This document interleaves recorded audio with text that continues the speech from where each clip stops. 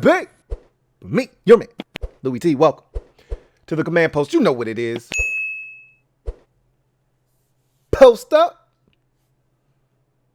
Take command. I, of course, am your commander-in-chief, Louie T. Thank you for joining me. So I simply wanted to come on today because the boys are back in town. Except they've been in town for a while now, the last 2 weeks actually, but they're officially back on the field, and that's what we really truly care about. So on-field drills begin this week, and it's exciting because I've got some takeaways from the on-the-field action. I know it's early, and I want to throw out this disclaimer. Take nothing that I'm going to say today and run with it, okay? These are just some simple inferences that I'm drawing from not much content, okay? However, this is what I've seen. This is what I think I can project it out to be. Again, understand the rookies have not showed up yet.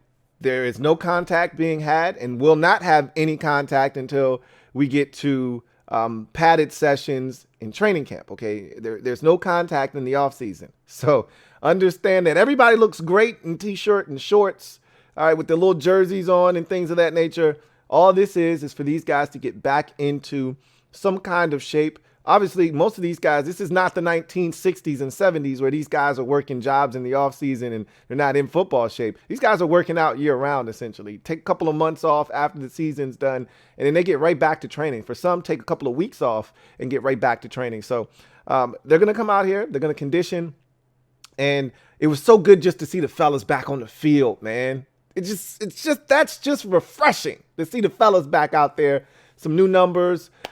Which leads me into what I want to talk about. So they're in phase 2 now. All right. Phase 2 means they can get on the field and actually start to have some dedicated workouts, essentially glorified walkthroughs, but mostly individual drills are being had. You get with your position group, you're going through individual drills, and they can script a couple of plays. You can line up defense versus offense, but it's a walkthrough. There's not actually plays being run, things of that nature, where there's a competitive nature to it. It's just literally, hey, we need you guys here so we can kind of get a feel for what it's going to look like type of deal. But they're on the field nonetheless, and football activities are actually being had. So it's exciting. Anyway, want to talk about phase 2 because phase 2 leads into phase 3, and that's the real phase that we care about, which are OTAs, okay? Organized team activities. That takes place May 23rd through 25th for the first time. One of 3 OTA sessions. You get up to 10 in an off season, and we'll see how Washington decides to divvy them up. But the first group of them will be the 23rd through the 25th. Now, some more notable, points of the schedule. Schedule will be released on May 11th. That's next Thursday. So we will have a live show. We're live every Thursday anyway, so it's perfect timing. We'll be live that night. When they release the schedule, we'll be live to really chop it up. Now, you know how the schedule release goes, right? Throughout the course of the day, they're going to release the schedule, bits and pieces. We'll have pretty much the entire schedule before 8 o'clock when they're supposed to technically release the schedule. But nonetheless, we will digest that thing and we will start to talk crazy about wins and losses, tough stretches of the schedule, where are the division games, how many prime timers do we have, road or away. All of those good things will start to really come into focus now that we'll have a tangible schedule in front of us. Also, on that same day is the beginning of rookie minicamps. So that's the first time we'll see the rookies donning their new numbers in their jerseys here in Washington. 7 new rookies will be joining the team. And then also those 12 UDFAs that they brought on board will be also in attendance there as well. And so that'll be the first time we'll get a look at the new guys. And then after that, they will assimilate themselves. So that's the 11th through the 13th. The rookie mini camps are, and then they'll come back 10 days later on the 23rd, as I just mentioned, for the first round of OTAs. So May is going to be a busy month. Somewhere in there, we hope that we get the announcement that the team has officially been sold to the group of Johnson, Rails, and oh man, why did I forget my guy's name? I can't remember my guy's name for the 76ers and the Devils. It'll come to me. But anyway, let's hope that that group finally gets the bid, and we don't have to worry about some of these other people who claim that they're still in the running. Let's hope that this thing goes through smoothly and that we can start to get to the next phase of wherever we're going. That's ultimately where we want to be, is we want to put this in the past, move on, and start building towards the future, get a new stadium, figure out what the next step is going to be for this organization. You know, are they going to keep Jason Wright or not? We'll see. I think he's going to be back, but that doesn't really concern me. I really don't give a shit about Jason, Wright being here or not being here. Some of you get too tied up in some of the things that have nothing to do with on the field product. But I mean, if you're going to the games and you're experiencing some of this stuff and you have issues with that, then that's when you can have like more of an opinion on what Jason Wright's role is and what he's doing. But ultimately, all I really give a shit about is the on the field activity, the production that we're getting out of these players, wins and losses. Because as Jason Wright said when he first got here, what happens on the field ultimately impacts what happens from the team president side of things, the non-football things. You win on the field and all of that shit will take care of itself. Sponsorship, season tickets, all of that stuff, trying to get a new stadium, all of those things, they'll take care of themselves if you start winning some football games. So anyway, I digress. Let's get to the 5 takeaways that I have from this little period now that we're in of phase 2 on the field activities with the team. And so number 5, I saw a picture and in my thumbnail, I put together a couple of snapshots of pictures that I thought were impactful. One of the pictures I saw was of John Ridgeway. Remember, he tore his pec muscle in week 18 versus Dallas. And so it's just good to see him out there, right? It didn't look like he was moving that arm at all, but he was out there, and that's good. So, but more importantly, number 5, there was a picture of Alex Erickson fielding a punt. And I forgot about Alex Erickson being on the roster, or, at least, still being on this team. Last year, he was here in camp. He did not make the team, obviously, but he had a strong preseason. I thought he made it interesting. I thought, from a return standpoint, nobody did anything that really separated themselves in the returns game, which I thought made it easy for them to just go with Dax Milne. But I thought he did some good things as a receiver last year. He had some chemistry with Sam Howell last year as a rookie. If you recall that Carolina game in particular, he was fantastic. I thought he was really good in the Baltimore game as well. And so I think worst come to worst, push come to shove, Alex Erickson can return punts and be that final receiver. Like, I would love for him to get an opportunity. He's much more dynamic as a return man, as a kickoff and a punt return man. And so we have an in-house option. I don't really know why they're fixated on Dax Milne. I get it. You drafted him. He was a 7th round pick. Let it go, right? If he can't fill that void and his receiving skills aren't good enough as a standalone to keep him on the roster, we got to move on. Like, I get it. You drafted him. You wanted to work out here. That was okay the first, year or two of the Dax Milne experiment. Now we have to move on, all right? We cannot let that position rot because you are so fixated on being right about a 7th round pick. Alex Erickson is here. And I don't know about Kashmir Allen and what he'll actually be able to do or not as a return man, because again, he was a kickoff return man. He was not a punt returner, but I think he can do it, but we'll see, right? I don't want to put anything on his plate and just assume, because much like we talk about with nickel and slot corner, just because you're a good boundary corner doesn't make you a good slot corner. Just because you're a good kickoff return man doesn't make you a good punt returner, okay? Doesn't even mean you can field the kick successfully. It's different when you get to catch the football with nobody breathing down your neck. They're 25 yards away when you catch the football at the goal line versus catching a punt and having guys running down at you full speed and having to focus on the ball. That's a skill. That is a skill that not every guy possesses. Because you've got to make the determination, do I fair catch it or do I field this thing and try to return it? And if you make a wrong decision, you can get your head taken off. So not everybody's made to return punts. Everybody's just assuming that this kid's going to be able to do it. He hasn't done it in college. There's a reason he didn't do it in college. He was dynamic as an athlete, touching the football as a receiver, as a running back, and as a kickoff return man. You think if he could return punts, they wouldn't have put him on that too? There's a reason he didn't return punts in college. I'm just saying.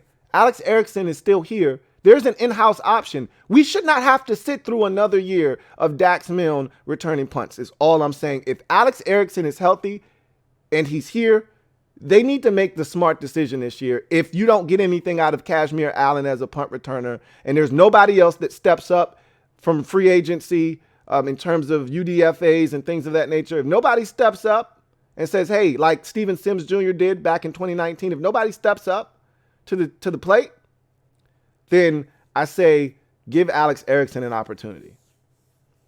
Number 4, Sam Cosby is going to start at right guard, and Nick Gates is going to be our starting center going into camp. Now, all this means effectively is that these guys, you know how Ron likes to say, you're going to give a guy an opportunity to win the job. You know, he doesn't like to say lose it because it has a negative connotation where you can say, hey, this guy's going into the offseason as the starter and he's got a chance to, lose the job. It's his job to begin with, and it's his job to keep it. If he doesn't, he loses it. Ron likes to say it's his opportunity to win the job, meaning you're going to get the first crack at that particular position. Well, I'm telling you that when they lined up with the offensive line and the entire offense, all 11 guys on the field, Sam Cosby was at right guard and Nick Gates was at center. Now, let me just say this. There are some veterans that aren't out there right now, right? Like, for instance, Cornelius Lucas was taking the snaps at left tackle. Obviously, that's not his position when Charles Leno Jr. is healthy. That's going to be his position at left tackle. However, the rookies still aren't here, so I just want you to take everything that I'm saying to you with a grain of salt. However, don't think for 1 second that they're just going to thrust rookies into the mix on the offensive line. If they can hold those rookies off and put veterans in there that they trust, they're going to do that first. So understand that Travell Wharton has been working with Sadiq Charles for the last 3 years. They're going to give Sadiq Charles, which is the next takeaway. Sadiq Charles is going to get the first crack at left guard. I know that makes some of you quiver and shiver and shake and tremble. However, he's going to get the first crack at left guard. And I think he's the one that I look at. Like, I think Gates is our starting center. They signed Nick Gates in free agency. He was the first guy we signed in free agency. There's a reason behind that. They went after him aggressively, not as depth on the offensive line, to start on the offensive line. He's our starting center, okay? Right guard is going to be Sam Cosby. I think they finally figured out that Samuel Cosby is a guard, and they're going to leave him there. When we drafted him, I projected him as a guard. They tried to put him at tackle. I had no issues with that. He's an athletic freak, and I figured maybe he can do it. But he hasn't been able to stay healthy for whatever reason, and now they've decided to slide him inside, and that may be his best position. Okay, leave him there. I think he's going to be at right guard, and Andrew Wiley is going to be our right tackle. So I think the right side of the offensive line from center over is spoken for. Now, the real question is left guard. We've talked about that. And I think the first crack at left guard is going to be given to Sadiq Charles. Now, there's no guarantee that he wins that job. There's still going to be Chris Paul, but he's a second-year, seventh-round pick. So, again, he's fighting, an uphill battle, essentially. And he's only got 1 game of experience for them to go off of. Obviously, practice and all the things he's done there and some preseason work. But Sadiq Charles is going to have the leg up in terms of that competition from the jump. And then they're going to go from there and see who responds best to the opportunities that they're presented with. And that's where you throw the rookies in there. That's when a Braden Daniels gets into the mix. That's where a Ricky Stromberg gets an opportunity. That's where you see some of the other guys that they could shuffle around. A Trenton Scott, who was brought here to be a swing tackle type of guy, but could easily kick inside and play some guard. That's when you're going to see them start to mix and match some of these pieces to see who exactly can be that left guard alongside Charles Leno Jr. to complete this offensive line. And so don't etch number 3 in stone. I feel confident about number 4, about Cosby being right guard and Gates being our starting center when the season starts. When we get to our first preseason game, when they trot out the starters, Because remember, there are only 3 preseason games now. So you can't bullshit around in the first preseason game. You got to throw your starters out there for at least a possession. Even if it's just a possession, you're going to throw your starters out there because that next game is going to act as your dress rehearsal. Nobody's playing their starters in the 3rd preseason game, okay? Hell, some teams don't play their starters in the preseason at all. That's not how Rivera has done it. I don't think that's how he's going to do it. Now, that could be altered this year. Remember, Ron said he would love to have some joint practices this year. Did not have it the first 3 years he was here. He would love to have joint practices with some of the teams that they'll be playing in the preseason. Love to have some scrimmages going. So if you do that, that allows you to not have to play your starters in the actual preseason game if you're getting work in practice. So we'll see. Our whole preseason plan can be altered by how they're able to set up some of these practices and if they're able to get some joint practices going this year. So keep that in mind as well. But I think we've already got the right side of the line center over in kind of already penciled in. Let's not put anything in pen yet. Put everything in pencil. But I feel really strong. I'm going to not only write it in pencil, I'm going to trace over it again, make it a little bit darker so it's harder to erase. You can still erase it. You're just going to have to use a lot of eraser to do it. I'm going to go over it again and make it even bolder. I feel confident about Nick Gates starting at center, Sam Cosby starting at right guard, and Andrew Wiley starting at right tackle. I'm not writing anything in left guard right now, but I'll tell you this much. Very faintly, I will write something. Very faintly, I'm going to write Sadiq Charles' name. But I don't trust him. He's got 2 first names. Never, ever trust a man with 2 first names. I don't trust him. All right. But I'm going to write his name very faintly at left guard, Sadiq Charles, so that if it doesn't work, I can just erase it real quick. You wouldn't even know it was there. Okay. So that's number 3. Number 2 is that there are a lot of new faces out there for this football team. It feels like a different squad this year. The first 3 years of Rivera kind of felt redundant. We were doing the same things over and over again. That first year he just got here, there were a lot of new faces because everything was new. He had just gotten here, new staff, turning over the roster. They brought in a ton of free agents that year. So everything felt new in 2020. 2021 felt like a carryover of 2020. We were still not a great roster, same coaching staff. We, tried to go the veteran quarterback route that year for the first time, and it didn't work with Ryan Fitzpatrick. 2022 felt like much of the same, similar roster, a little bit better of a roster, but still a lot of holes. Going the veteran quarterback route again, this time with Carson Wentz. Same coaching staff for the most part. They finally did get rid of Sam Mills III, but that wasn't until in the training camp. That wasn't until the Hall of Fame game weekend after they had a chance to see what it looked like without him being there. So everything was kind of the same status quo. This year, it's different. This feels like a breath of fresh air. It feels like a different atmosphere. You've got Bieniemy. You've got Bobby Ingram as the new wide receivers coach. You've got Tavita Pritchard as the new quarterbacks coach. You've got Brent Vesselmeyer is your new defensive backs coach. You've got Travell Wharton is now the big voice in that offensive line room as the new offensive line coach. So you've got all these changes within the staff, and then you've got a ton. Remember, we didn't do anything in free agency last year because of the Carson Wentz situation. We were getting rid of players that we didn't want to get rid of to make space for Wentz and his $28 million. We couldn't do anything in free agency last year. So last year just felt stale, other than you getting a quarterback that you hope can get the job done. And we were excited about Jahan Dotson and the chance that this offense could be explosive. However, this year feels so much different. This year feels like they've made a concerted effort to try to make this team the best possible version of itself by, spicing things up, making it spicy, and not just going through the motions again, not bringing back Scott Turner, not keeping the staff intact, but moving on and getting some fresh guys in here with maybe some different ideas that will change things. And more importantly, more free agents, different faces. Look, I don't know what Cody Barton's going to be, but that's a different face. All right. We don't know what Andrew Wiley or Nick Gates is going to be, but those are new faces, right? These are guys that are going to come in here and we're hoping help us solidify the most important position, not named quarterback on the team, which is the offensive line. Because as we saw last year, it doesn't matter how much talent you have. If those 5 guys up front aren't getting it done, we're not going to have a successful season on the offensive side of the football. So this feels fresh. It feels new. It feels exciting because there are a lot of fresh faces out there. And then number one, to me, this is the biggest takeaway. Eric Bieniemy's energy is infectious. There's just been this glow about this team this offseason. It's almost as if these players were waiting for someone like Eric Bieniemy to come along and give them that spark. Ron has been cheesing all offseason because a lot of the pressure is being taken off of his shoulders, knowing that Daniel Snyder isn't going to be here any longer.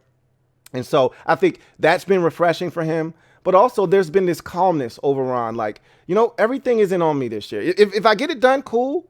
I'm still here and I'll have a job. If I don't, it's like he's accepted whatever happens, happens. You know what I mean? Like, he's going to go out here and give it his all. But Ron's draft didn't reek of desperation. It was one of comfort almost, as if, hey, I'm good. I don't have to go out here and be aggressive. And like normally when you're fighting for your job, aggressiveness takes over and there's a level of desperation that seeps in and you can see a team going after it, right? That's not what our draft reflected. That's not what this offseason has reflected. Ron was patient in the offensive coordinator search, got his guy. Ron's been really kind of reserved. Normally Ron is doing the entire press kit, going all on all these circuits, ESPN doing all their shows, NFL Network, and he's done that stuff still, but he hasn't been politicking.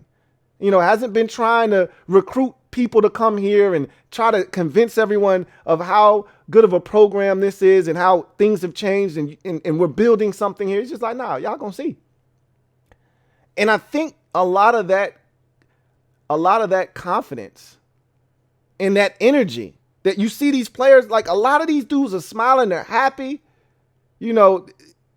When Daron Payne, who was a man of few words to the media. Now, he's one of those dudes. I've met guys like him before. Once you get to know him, man, he's a chatterbox. He's a funny dude. You love him, right? But if he doesn't know you, he's not talking to you. That's not how he really gets down, right? Quiet, reserved dude, does a lot more listening than he does talking, especially when he's around people that he's not familiar with. You get to know him, and the dude is hilarious, right? That's Daron Payne. I know so many people like him. For him to say, and it's not just because Washington offered him money. Brandon Sheriff was offered the highest contract in NFL history for a guard, and he turned it down here. It's not just about money. Guys didn't want to be here. Kirk Cousins didn't want to be here. Daron Payne wanted to be here. Why? Because there's an energy in the building now. And he sees what they're building. And a lot of that energy is because of Eric Bieniemy. There's no denying that. Now, we still don't know what this is ultimately going to turn into and if we'll bear any fruit from his arrival. But I can tell you the initial results are in and morale is up. Team morale is up. Okay? And that is strictly due to Eric Bieniemy. So that's the biggest takeaway that I have of these the on the field, looks and snapshots that I've seen. I'm excited about the season. You guys know that. And after the draft, I do this every year, except for 19 and 21. I didn't do it in those two particular years because I knew we were going to be ass in those years. But this is the time of the year. Somebody made a joke the other day, and they're not wrong. And all I could do was laugh because they're so right. They said, all right, now the draft is over. Now it's time to hype ourselves up for the season. That time has come. Now that the draft is in the rearview mirror, we're going to get, as soon as we get these schedules next Thursday, and we're able to comb over that thing with a fine-tooth comb, go through every single game, where it is, where's the bye week, when are we playing Dallas, when are we playing Philadelphia, when are we playing the Giants, who's the last game of the season, is it on the road, is it at home? That may be a big game for, playoff purposes, division purposes. That's a big thing. We were at home last year. We wasted a year where they gave us a home game to finish up the season. Normally, we're on the road in week 18 or 17. We were at home last year, and we wasted it. We weren't good. So all those things, primetime games, against who? Are we home? Are we away? All of those things. Once we comb through all of that, let the hyping begin. All right, I'm already starting. You can see it. You can hear it in my voice. I'm already getting excited.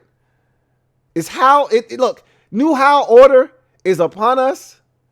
Eric Bieniemy is here, and it feels like there's a change in the winds. They're blowing, and it seems like for once, they're blowing our way in our favor. We could always hype ourselves up, but there was always that dark cloud that was sitting right in the distance. You could see it. We about to get rained on, and we don't have an umbrella. That shit was always there. That Daniel Snyder cloud was always there. That cloud is no longer hovering over this organization, man. I see sunny skies, and I see a lot of bright days ahead of us. Let's start them shits this year. We don't have to wait. We don't have to wait till Ron gets fired and them to bring in whole new management. Let's start them shits this year. Ron may not be the long-term answer here. Mark Mayhew and Marty Herney may not be the long-term answers here. But let's start winning now. Let's start the process now. And if that buys them an extra year or two, so be it. Let's see what they do with it. But at the end of the day, I'm ready to start winning now. This feels different. I know I said that last year. Okay? I know I said it last year. And it wasn't different. But Daniel Snyder was still the owner, so it wasn't different. Daniel Snyder is not going to be the owner. When this team kicks off training camp in July, hell, when they kick off OTAs, there's a chance that Daniel Snyder is no longer the owner. But I assure you, by the time we get to training camp in July, Daniel Snyder will not be the owner of the Washington Commanders. And off that principle alone, off the strength of that alone, you got to be able to tell yourself with confidence that this shit is different. Now, the on-the-field results may remain the same, but just off the strength of Dan Snyder not owning this team anymore, shit's different. I got a sneaky suspicion. Nobody believes in this team. We'll talk more about that. We got all offseason to talk about the disrespect. I've already been talking about it all offseason, about the disrespect that's been lobbed at this team. Everybody's doing their way too early mock drafts for 2024. Guess who's in the top 5? I don't have to tell you. I'm not putting that shit out in the atmosphere. I'm not speaking that shit into existence, but you know what it is. A lot of people didn't like our draft. A lot of people don't believe in Sam Howell. A lot of people say, yeah, Washington's going to stink next year. They're going to go after Caleb Williams. We'll see about all of that shit. We'll see about all of it. My message is bring that shit on. I love all of it. Bring it on.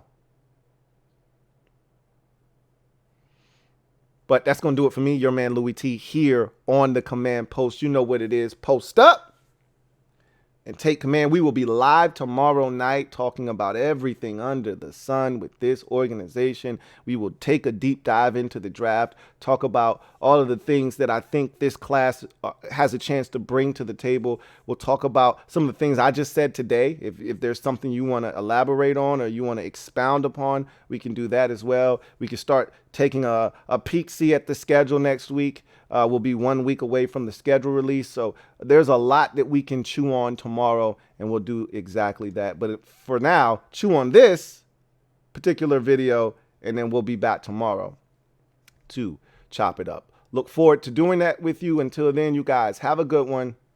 Take care. LouieTeeNetwork.